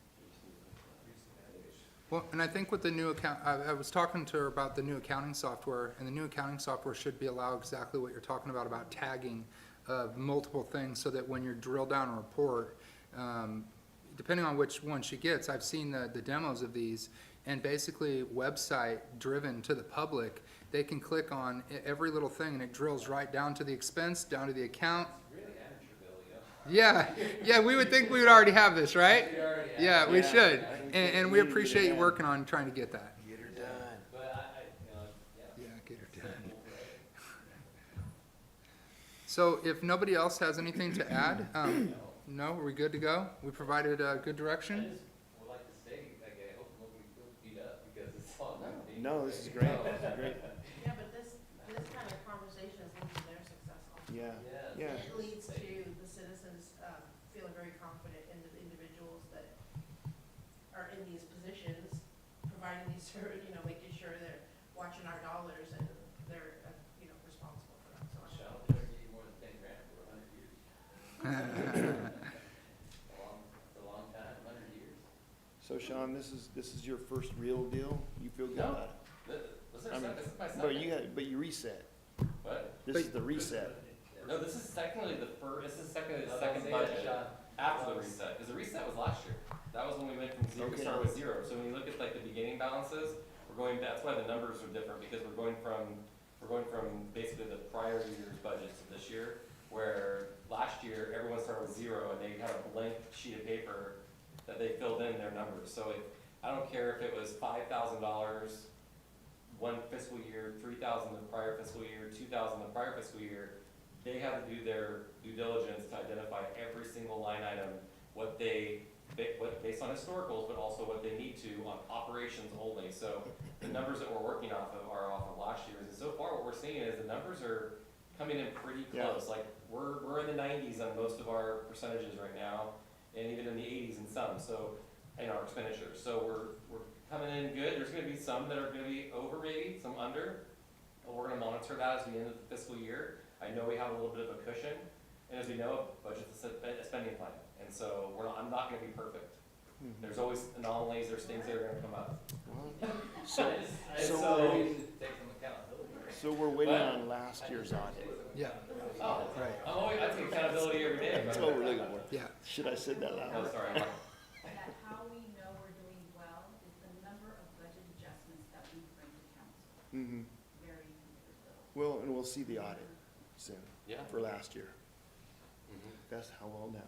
Well, and I do want to make sure that everyone in this room realizes, because in the past, there has been somewhat of a confusion between council and in certain portions of the city of who is responsible for this budget. And I believe everyone in this room is responsible, and we all do have to take accountability. So in the past, I remember asking a question and saying, hey, you know, this, and this, and I was told, well, you approved it. You approved it. And so then I really had to realize that, yeah, I have to be accountable to this too. So everyone, our council is just as accountable as the city is, and it's up to us to look into this and deep dive into this, and that's why we have these conversations, because, you know, public facing, when it comes to it, and people look through this budget and they may or may not like how things look, you know, they may not come to the city, they may come to us, and now we're gonna be answering their questions and that's where I believe transparency, accountability, and ethics, as long as we roll with those things, which we've seen, you know, some agencies not do, and I think that that's one thing that we do really well here. And unfortunately, sometimes people are not happy because they've found information out that they don't like. But you can't go wrong with that combination. And so, like I said, I just really appreciate everyone here driving this, you know, times budget time, and then everyone taking responsibility and acceptance and saying, okay, these are the things that we're working with, and that's why it's important that we give our input on these, because we are absolutely all part of this team. So. Yeah, I think it's important to highlight too that, through all this budgeting that we're doing, we're talking about aspirations, projects, about hiring, raises, these are all positives for our city. We're not talking about firing, layoffs, cutbacks, losing things, losing services. We're moving forward. And even though it might be rate hikes or shifting money somewhere else, it's for a positive for our community. I think that's the important thing to highlight for the public to see, is all these changes that we're putting together and we're approving, we're moving. It's to better Coalinga. It's to put more structure here for us. And I think it's important for the community to see that. Yeah, I think you can already see it. Yeah, 100%. I think, I do. like they said, I think the vibe's there. I think everything's happening. Sean's doing a great job to put together with his team, and we've got money to spend. That says something. It says something to have money to spend.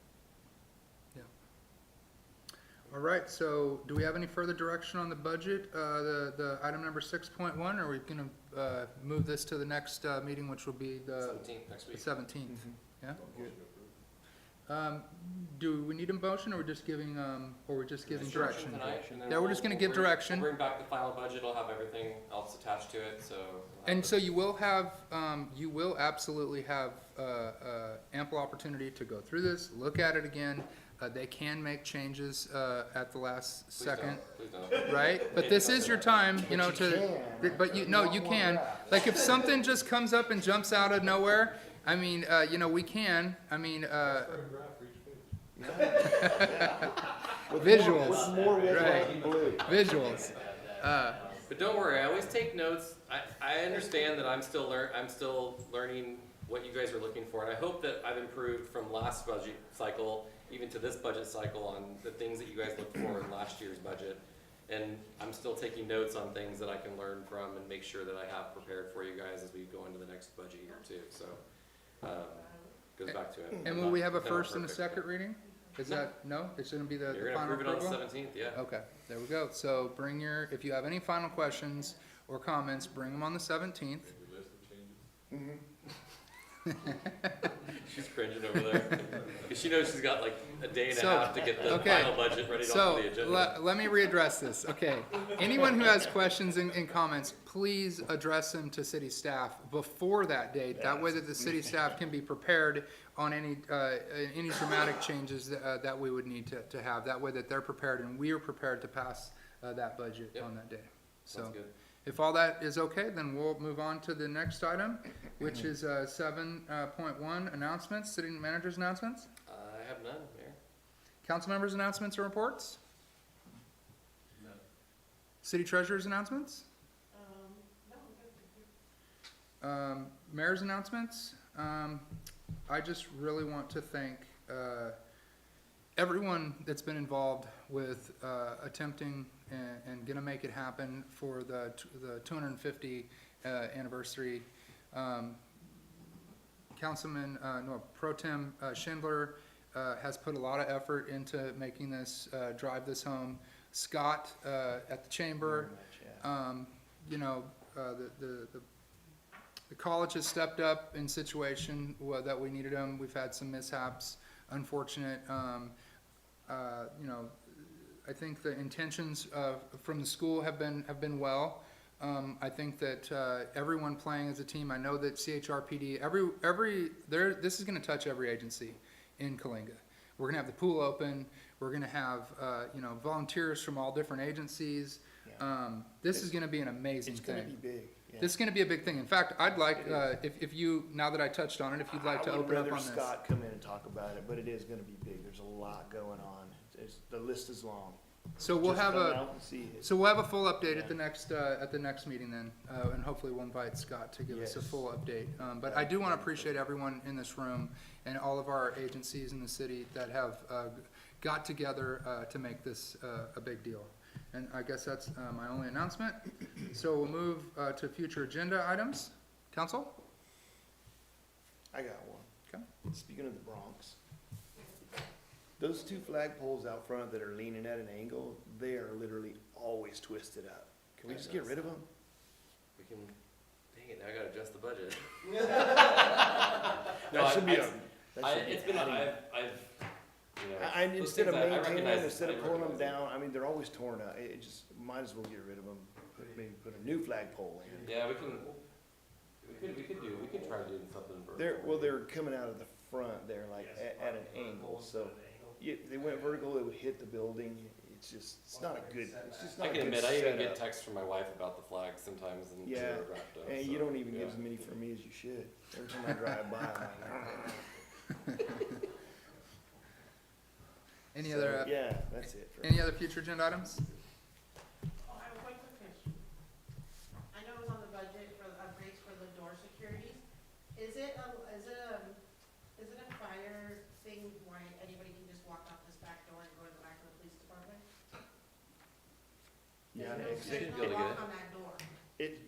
it's an egress thing. I think if it's an exit, right, it has to. It's just an egress. Okay. Yeah. Because once you go out there, you're stuck there, but you can't go into the Yeah. police department. You're in the, Yeah, I've been back there, I know that, but I had a question, because I just think of like safety, and like, the guys are back there, they're maybe more lenient back there, because it's their space, and if anybody could just walk back there, you know, that was my concern, safety reasons. I guess they just see the cameras at the dump sites on that, but we talked about that the last. It's in there. Is Yeah. it? Okay. Mhm. So, what I have an announcement is that I'd like to add something around safety around Fourth of July. We can put it on our social media, hammer that home, and it's kind of a huge event, we need to kind of figure something out with traffic, people, and, you know. Yeah, once we get a plan together, once we kind of know, hopefully the street project is done on this side, but I don't know how many weeks it's gonna take to do the other side, if that's gonna be done by the time, June 25th. so very close. In construction world, that's very close. Very So, but yeah, hopefully that'll be open, but we'll definitely get some stuff out. I know we have a pretty big campaign, when it comes to Fourth of July between PD and fire, getting things out on social media, so. They got colors, we got everything. I even Yeah. saw some signs that remind people there are fines for illegal fireworks. Yep. we got a whole plan. Yeah. Yeah. A new digital sign is Okay, installed yeah. in about a week or two. Well, that's It's gonna a be the good first use notice up right there, yeah. But yeah, as we start developing the plan and kind of know more what's going on out there, we'll be involved however we need to help with traffic Your control. coordination. Yep. At Chamber of Commerce. For sure. Yeah, because they have the parade scheduled on Cambridge, so we'll have a lot of traffic control out there for the parade and everything else too, so. Any other future agenda items from council? So I have a couple. One is, I do want to get an analysis of the IT spending. I would like to find out how much are we spending in the year on IT and have it break down for equipment and how much we're doing for cloud-based services. Basically a breakdown in categories of what we're spending the money on IT on. Can I tag on to that? Absolutely. Just a little bit? Yeah, And possibly before you sign a new contract. You said a contract was, you mentioned the contract was coming up, mhm. if Okay. this possible. Yeah, we'd like to understand that soon, Yeah. if possible. And then I'd also like to, and, you know, I know this may be a future budget adjustment, but, you know, Treasurer Kaikina makes a good point. I wanna see some your money, your work signs all over this town. I wanna see even projects that we've done in the past that we have not fully, like, for instance, on those trails, every one of those trails should have something on there. We've posted stuff in the past on it. We just have to we have to reiterate it. I'd like, well, You- no, you I mean mean, a I want sign an on the actual trail. sign on the Oh, I trail. got you. Okay. I want like a Yeah. SB1 sign that says, hey, you know, your money, your things, right? Cause they have those all Like a over. Measure C everywhere. Bingo. Yeah, I wanna see Measure those. C's all over. I wanna see signs, like that, for your money, your work. In fact, I love the slogan of that, your money, your work, or whatever, however that, your work, your money, whatever it is. Your money at work. Okay, perfect. And then, You said trash cans last night. yeah, trash It's in can. there. We got money in the budget for it. I got trash cans in there. And then I do want to, That's in there too. I do want to have, a couple signs, put up. I want to, look at the areas around town that, that we need enforcement on, truck parking. And I do want to put up some more signs, like we have it near the Post of Cheney area, just to remind the trucks that, the truck parking is not allowed, in certain areas. We have an area on 7th Street, that's right across from the museum, and, it's only gonna be a matter of time. That was the worst street in Coalinga, and it was because people were dropping their loads right there. Big old boom to the ground, dropping the load, it breaks the cement. It's only a matter of time before that continues to happen. So in areas where we see frequent trucks that shouldn't be there, I'd like to put signs there. I think that could, you know, the cost of a sign will definitely outweigh the cost of the damage that it does to the streets. I mean, we all understand the need for truckers. We all want them to have somewhere to park. We don't have a solution at the moment, but you know, breaking the streets is not a solution. So. I think a solution is coming up though, right? As you're going on town past the state hospital, I don't know if it's Rico or they're building, that's what they're building out there, right? It's a place for them I to don't, back out. no, I don't That think thing's been in so. construction for Yeah, 7 years. I think But it's, I know they've been really doing work lately, moving dirt and stuff. And I know Terry Johnson, they offer, know what I heard it free to was, park too. So I don't know if maybe I have no idea. getting some, I don't know, I'm gonna look into it, I'll get the information. Yeah. Okay. Yeah. So that- Dan, you got it? I think That's what all it I have. is an event place they're building, like for quinceañeras and such. That's what I heard. Any other future agenda items? No. Seeing none, there is no closed session, there's no closed session report, and we are adjourning at 7:38.